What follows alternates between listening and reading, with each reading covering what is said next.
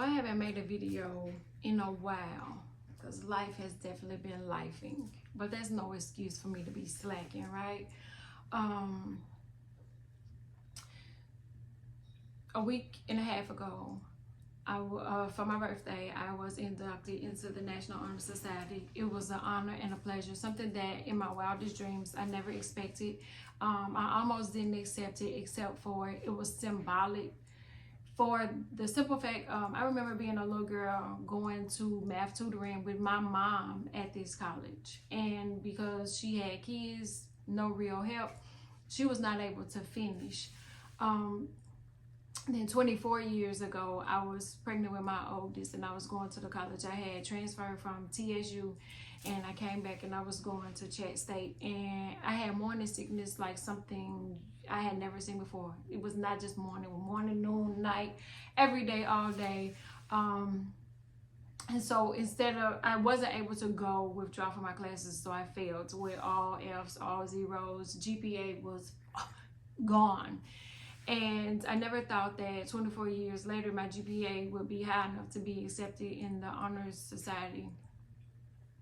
And I didn't decide until I noticed where my mom was sitting that once I got my certificate with my name on it and my pen, that I was going to present it to her after they gave it to me. And then the more that I thought about it, it says Alpha, Alpha, Alpha. So it's 3, which, you know, the Holy Trinity, the Father, Son, and the Holy Ghost.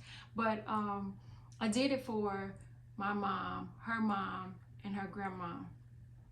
And I did it for my 3.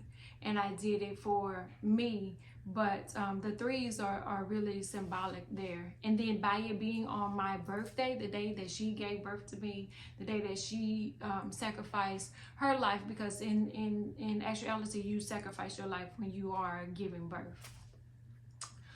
So I did it for her.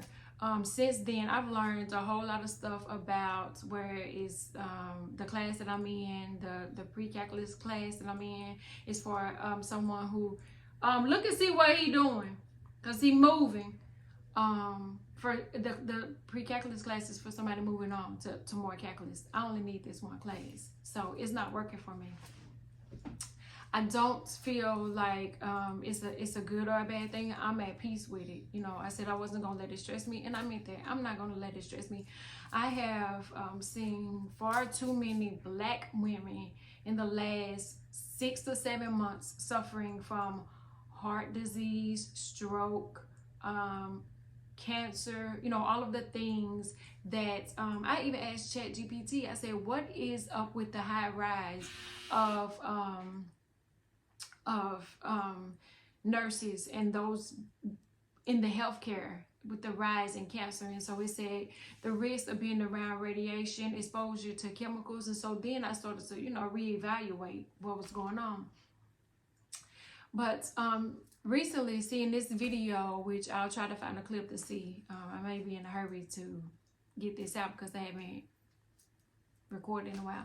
But I seen the video of the young Black mother in active labor sitting next to a nurse. And the nurse she on the coffee break, is what it seemed like. She's ignoring the pain that she's been in. And the pain that she was in active labor. They said, I think after that video was taken, she had the baby 12 minutes later. That is completely unacceptable. But I feel convicted because I feel like if I had to spoke up after my experience like that, when I gave birth to my middle daughter, she was the only one that actually came on her own. I wasn't induced. It was just something, you know, she was ready. And I did tell the story about how I had eaten something and I thought that is what was going on with me. And so I was trying to use the bathroom. I didn't know that was the beginning stages of labor. So I get to the hospital. It's crowded. So I am laboring in like a little waiting room. And they call the doctor. They tell him, you know, how far along I've dilated, all this. And the part of the hospital that I had my daughter in, my doctor rode past that hospital, went to his office to see patients. And by the time he came back to deliver my daughter, we had to deliver her in the operating room. So a cesarean, like a cesarean. And so everything was thorough. Only 2 people, my mom and the dad, got to go in there with me. And they told me that the only thing that was holding her in really was the bag of water. Was the only thing. Her head was like right behind the bag of water. This is just my second pregnancy. The first time I was induced, I had no idea what it was supposed to be like. But when I got in the back, you know, I'm there, everybody's suiting up, you know, it feels a little scary. And he didn't apologize. He didn't feel sorry. He didn't try to comfort me. And this, he was my mom's doctor. He delivered my first. He had done, yes, I had a surgery in between that, having my first one. So, you know, he's been my doctor for at least, you know, 6 years now. But he was my mom and my aunt's doctor before that. There was no apology. There was no remorse. There was no, you know, no reassurance, nothing. He just said, you were okay. The nurses, they sometimes panic because they may have to deliver the baby, and that's why they were acting so, you know, like it was urgent. I don't know if it was urgent. All I know is I can only see from this up. I can't see, you know, what's going on below. And they are saying that, you know, your baby's head is ready to come out. He said he'll, you know, catch you after he come back. So when we got into the delivery room, into the operating room, and it was like 3 pushes at most. This was the first time that I ever, I'm like, put me a mirror down there, let me see what's going on. I missed the whole first one, and it was like 3 pushes, 6 minutes at the most, and she was out. I don't recall how much pain I was in before that, because I do know that I did get the epidural. I didn't sit in the waiting room the way this young lady did. I didn't labor. I wasn't, you know, in a chair. But maybe if I had and this was before cell phones and social media was all that big, so it would have just been me and my family telling the story. Because after my daughter was born, they stuck us back in the little waiting room that we were in, you know, before I gave birth to her. But I can't describe how many times I've lived and heard stories of Black women's pain being ignored. Like, maybe, and it's crazy to think if she had been screaming and hollering, because she was so composed and so, to me, calm, even though there was a very stressful situation, where had she been screaming and hollering, they probably would have, you know, treated her even worse. Because we know as Black women, they say we don't feel pain the same way that they do. They don't give us pain medication. We're pain drug seekers. They don't believe that we have the same pain as white women, or, you know, any other woman, when a lot of times we are forced to keep our pain hidden, covered up, silenced, because we're drug seekers. They don't believe us. Oh, it don't hurt that bad. It's just a bad period. Like, they don't believe us any other time. And I heard, and ever since I heard it, it stuck with me, that doctors are to Black women the same thing as a policeman is to a Black man. Now, why is that? We go into hospitals and into these doctors' offices, and we put our trust and our faith in them. Why? I don't know, because it's just, they're practicing medicine, right?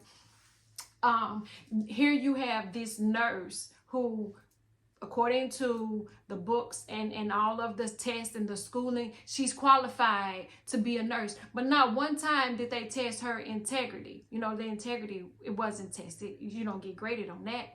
Not one time did they, and I know for a fact that, you know, doctors take oaths, but I'm sure there's some type of thing that nurses, like, if somebody, on the street, my daughter, my middle daughter, the one that I had the issue with, has epilepsy. I have seen strangers stop, mothers stop, nurses stop to offer assistance, you know, and maybe because it's a child, but I know that, some people don't see color. So when she's been out and had a seizure during a basketball game, I've had plenty of help, more than I've asked for, more than I've needed. But I've never turned down anybody that has offered help. But I've had nurses come to her aid. I've had strangers during COVID, when she was having them, they didn't want to let me in the ambulance, and we were in Knoxville. It wasn't a whole lot of us. But to hear the white men and women say, let the mother in the ambulance, like it's just a mom, like, you know, chill out a little bit. So I know that there is some people who understand that, yes, it's a darker complexion, and yes, we have a little more melanin, but that doesn't make us hurt less. That doesn't make us any tougher. We just are forced to be tougher, because it's either be tougher or take it, or they're not gonna treat you anyway, or you know, you just coming in here for drugs, or you know, they're gonna give you some medicine because you keep coming in here and they don't want you to come. It's plenty of reasons why our pain goes ignored, but it pisses me off because here I am trying to fight just to get into a program in the medical field so that I can help. I actually want to help. And then you have bitches like her, like that nurse, that sat, like she was on a coffee break. Like, I don't know much about the nurse. I haven't done all my research. The video was enough to disgust me as it was. And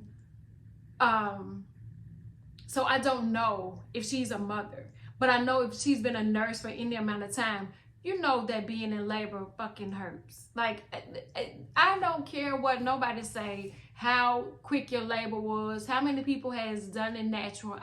It hurts. Like, can you imagine that being ripped out of that part?